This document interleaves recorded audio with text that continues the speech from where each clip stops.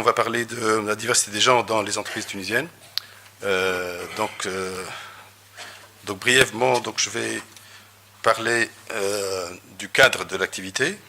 Voilà, une sélection d'indicateurs pour situer notre pays par rapport à certains indicateurs de genre et une partie des indicateurs, des résultats de l'enquête qui a été réalisée par les SCE et une estimation du gap salarial et bien évidemment de la journée d'égalité des salaires, ou l'Equal Pay Day, et en dernier point, les recommandations.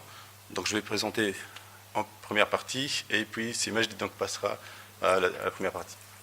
Donc l'activité s'inscrit dans le cadre du programme Intégration économique des femmes dans la région MENA, qui est initié par la GIZ, donc le EcoWin.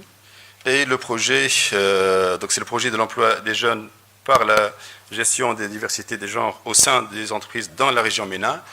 Et parlant de ça, on s'arrête dans la région MENA. Donc, en revenant à l'estimation de l'Equal Pay Day, en fait, c'est la première fois, donc on est le premier dans la région MENA à estimer la journée d'égalité des salaires. Et donc, c'est un point sur lequel il faut insister. Donc pour meubler cette présentation, on a d'abord l'enquête sur le terrain et puis l'exploitation des données fournies par l'INS. Alors comme premier indicateur, donc je pense qu'il a été évoqué, mais on le rappelle, l'indice de parité de la participation des femmes dans le marché de l'emploi. Donc on a le rapport entre les deux indicateurs, donc taux de participation des femmes dans le marché de l'emploi divisé par le taux d'indicateur, taux de participation des hommes dans le marché de l'emploi. Donc on était en 2006 à 0,36 et sur 10 ans, on a gagné uniquement 3 points. Donc en termes de gain, de gap, 3 points sur 10 ans, et c'est peu. Pour le deuxième indicateur sur l'indice de parité de chômage, donc on a fait l'inverse en fait. C'était au détriment des femmes, donc c'est un 30, c'est-à-dire donc en 2006, alors une femme a 30% de chances de plus d'être au chômage par rapport à un homme. Et en 2016, au troisième trimestre de 2016, une femme a 86% de chances de plus d'être au chômage. Pratiquement c'est le double. Hein. On parle de 12% de taux de chômage des hommes et de 20% de 21% de taux de chômage des femmes. Ça, c'est indépendant, donc toute qualification comprise. Alors, si on parle des diplômés du supérieur, c'est deux fois.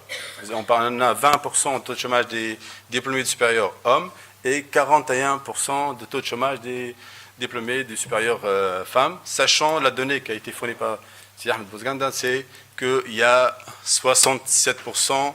Sur 100 diplômés, il y a 67% femmes ou filles. Pour les indicateurs qui sont pour les indicateurs pris de le World Economic Forum de 2016, alors nous sommes 129 sur les 144. L'indicateur global. Et si on regarde les 4 sous-indicateurs, donc on perd surtout dans l'indicateur Economic Participation and Opportunity. C'est ça qui nous pénalise, donc c'est la partie économique et les opportunités qui se présentent aux femmes. Et c'est là qu'on perd en termes de classement. On est 0,44 par rapport à 1, donc on est très loin. Et l'empowerment politique, donc c'est là aussi, on a 0,17 par rapport au Rwanda, qui est plutôt c'est un indicateur qui est proche de 1, même plus. Il dépasse 1, je pense que c'est en termes de parité pour la participation des femmes dans l'activité politique, il dépasse l'unité. Alors pour l'enquête, donc on a fait une enquête qui a ciblé 360 entreprises, donc on a pu retenir 300. Et les thématiques abordées, c'est le recrutement, la rétention, la gestion de carrière et l'écart salarial. Bon, on ne va pas vous présenter tous les résultats, donc on a fait une sélection des indicateurs ou des résultats donc, qui vont alimenter peut-être le débat, et on aura le rapport final qui va contenir tous les résultats de l'enquête. Alors nous avons appelé cette section bonne pratique dans les entreprises. Donc bon, parfois c'est bon, parfois c'est bon. Bon, en termes maintenant de gouvernance, sur le plan gouvernance, on a deux indicateurs. C'est le pourcentage des femmes chefs d'entreprise, ou la proportion des femmes donc on a 12%, et la présence des femmes dans les conseils d'administration. Donc c'est 37% donc pour les conseils d'administration, donc 37% est formé de femmes. Pour les postes occupés, donc surtout les femmes sont dans les postes d'ouvriers qualifiés, c'est les 32%, et en deuxième rang, c'est les employés des services administratifs et les ouvriers non qualifiés. Donc c'est la partie, disons, deuxième niveau de qualification où là la femme est plus présente, mais avec il y a un pourcentage qui ne dépasse pas les 30%. Alors on a posé des questions donc au chef, donc aux interviewés sur selon son expérience, selon l'expérience, est-ce que il peut nous répondre sur certaines questions. Exigez-vous le genre du profil recherché dans une offre d'emploi? Pratiquement, donc on a, bon, c'est pas clair.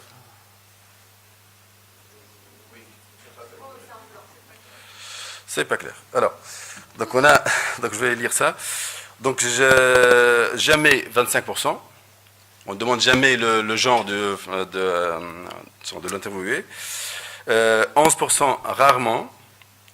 De temps en temps 21%, et souvent 17%, et toujours 26%. Alors, si vous voulez, si on veut être dans la partie négative, donc on reste toujours dans les souvent et toujours. Donc ça fait 43. Donc 43%, dans les interviewés, on exige, disons, le genre, bon, soit une femme, soit un homme. Hein, c'est pas toujours contre les femmes.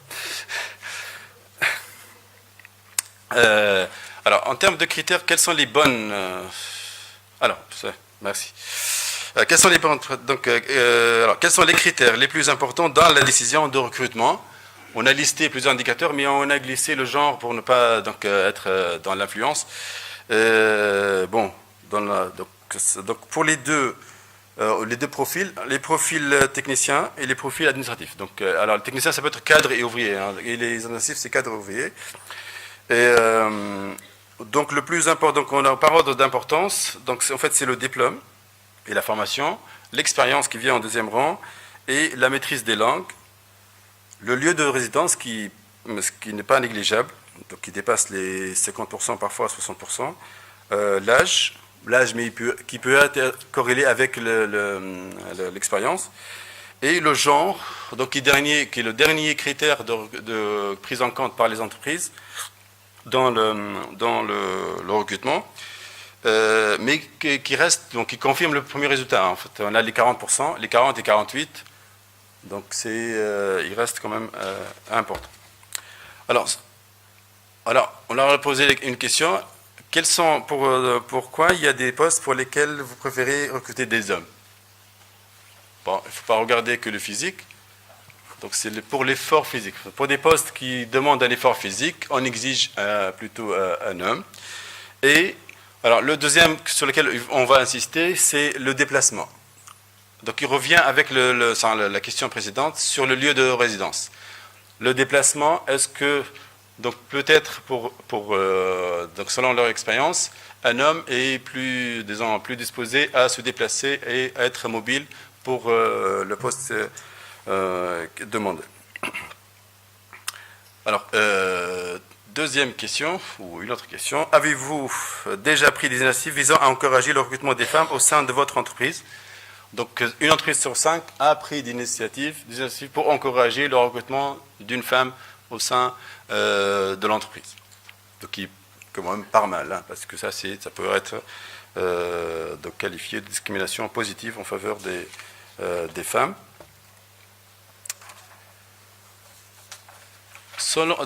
Question suivante. Bon, on n'a pas. On peut lire ça? Bon, je vais vous lire ça. Alors, selon vous, votre entreprise. Alors, c'est bon. Selon vous, votre entreprise incarne le principe d'égalité des chances femmes-hommes à l'accès aux promotions. Donc, c'est 14. Donc, pratiquement 86%, c'est oui. Donc, en termes de promotion, donc 86% des entreprises incarnent le principe d'égalité dans la promotion.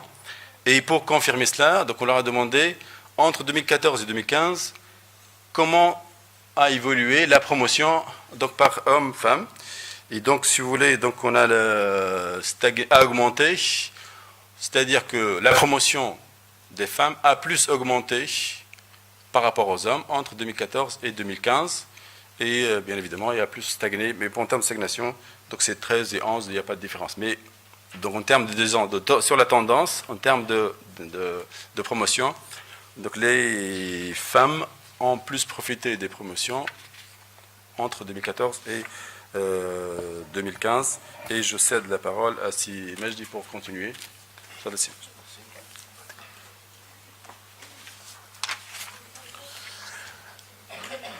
Bonjour à tous. Donc, Monsieur le ministre, Ilou, donc, je voudrais remercier aussi Mme Fatma Abbasi qui va faire le rapporteur du forum. Donc, je vais continuer avec la question suivante qui est votre entreprise détient-elle un processus structuré pour la gestion de la promotion des compétences? Donc, pratiquement 59%, ils sont oui. Donc, mais il faut prendre les résultats parce que ce sont des résultats déclaratifs. Donc, ce sont des entreprises qui ont dit que 59%, donc ils ont un processus structuré pour la gestion de la promotion des compétences. Et ça peut être généralement les grandes entreprises. Pratiquement la cible, c'est des grandes entreprises. Donc, ils ont un processus de gestion de promotion de compétences qui est clair et qui est transparent. Donc, votre entreprise adopte-t-elle, question suivante, adopte-t-elle des mécanismes pour faciliter la transition travail, congé, maternité? Donc, aussi, donc 60%, donc ils sont pour, ils ont des mécanismes pour faciliter la transition du travail, congé et maternité. Donc, mais on va voir après, c'est que dans la question suivante et en termes de pratique, c'est parmi les questions qui ne marchent pas. Donc, je ne sais pas pourquoi. Allez-y, on passe. Donc, votre entreprise adopte-t-elle des mécanismes pour faciliter la transition travail, congé, maternité? C'est pour le bas. Donc, on voit, c'est que en termes de congé, donc c'est la réglementation qui fait la transition d'une façon qui permette de faciliter la transition du travail-congé, donc principalement c'est parce que c'est réglementé. Il y a aussi l'aspect polyvalence qui est important, et donc tout ce qui est les heures de remplacement, c'est aussi parmi les points qui sont les plus cités par les entreprises. Donc on passe maintenant aux avantages, à la partie rétention. Donc est-ce que les entreprises, ils ont un mécanisme pour la rétention des travailleurs principaux disparité qui est plus importante. Donc en termes de recommandations, quelles sont les recommandations qui ont été les possibilités d'amélioration? C'est principalement la flexibilité des heures de travail, pratiquement en termes de pratique du télétravail, les services d'aide au travail et famille, accompagnement pré- et post-congé de maternité, renforcer les femmes dans le comité de direction, proposer aux femmes des formations personnalisées et un suivi de carrière, nommer un directeur ou bien un responsable de diversité et d'égalité des chances, aménagement d'horaires pour les parents et droit de formation après les congés parentaux. Les recommandations qui vont être aussi qui peuvent être mises en place, c'est instaurer une dynamique favorable à la mixité et au vivre ensemble, sensibiliser les entreprises pour assurer leur soutien et organiser des rencontres et des débats. Et c'est pour ça qu'on va organiser une journée de sensibilisation le 22 février, qui est la journée d'égalité salariale en Tunisie. Donc ça, c'est parmi les choses qu'on va faire. Donc notre prochaine action, ça va être pour le 22 février qu'on va organiser une journée. Donc je voudrais juste dire quelque chose, c'est en termes de recommandations, et lorsqu'on a ce projet-là, c'est un projet assez spécial au niveau de l'ISAE parce que c'est parmi, comme ça a été dit par le président Bouzganda, donc il y avait l'impératif économique, mais aussi c'est un sujet qui donc ça intéresse les chefs d'entreprise, ça intéresse le secteur privé. On voit qu'il y a le potentiel et c'est parmi les éléments de compétitivité pour les entreprises tunisiennes s'ils réussissent à avoir des travailleurs féminins. Mais aussi, donc, au niveau de l'ISE, nous avons, si on considère les SE comme une PME, on a mis en place tout un système et on a essayé de mettre en place des pratiques, parce que maintenant, par exemple, au niveau de l'ISE, on se retrouve avec nous avons un taux d'encadrement de 90%, mais nous avons un taux donc, de cadres féminins, donc les collègues féminins, ils représentent pratiquement dans les 85%. Donc, et nous avons maintenant les 4 chefs de département sont tous, notre comité de direction, il est formé exclusivement de femmes. Donc, ça va être aussi le challenge maintenant au niveau du comité directeur de l'ISE, donc de faire la même chose. Mais au niveau donc et nous avons, je ne vais pas parler du cas de l'ISE, mais nous avons essayé de mettre et d'expérimenter plusieurs pratiques telles que le travail, la flexibilité, etc. Et ça donnait des très bons résultats donc de 2016. Donc je voudrais le dire en tant que manager que ça a vraiment apporté donc des bonnes performances pour l'ISE. Donc je remercie à cette occasion toute l'équipe de l'ISE qui sont présentes et je vous remercie.